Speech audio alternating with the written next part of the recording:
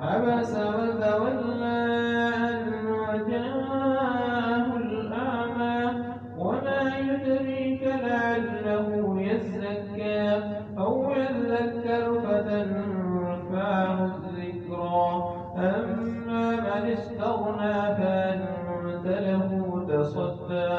وما عليك ألا يزكى وأما من جاءك يسعى وهو يخشى فأنت عنه تلهى كلا إنها تذكرة فمن شاء ذكره في صحف مكرمة مرفوعة مطهرة بأيدي سفرة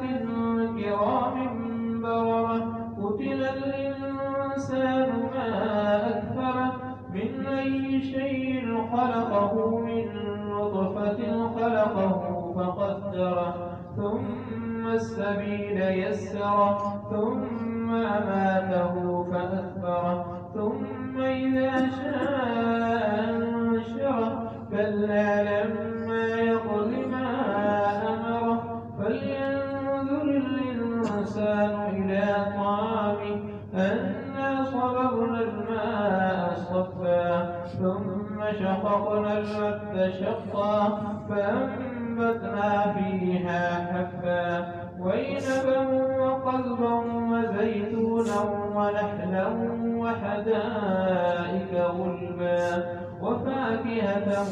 وأبا متاعا لكم ولأنعامكم فإذا جاءت الصاخة يوم يفر المرء من أخيه وأمه وأبيه وصاحبته وبنيه لكل امرئ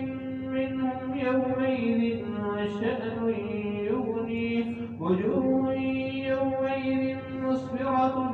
ضاحكة مستبشرة ووجوه يومئذ عليها غبرة ترهقها قترة أولئك هم الكفرة الفجرة.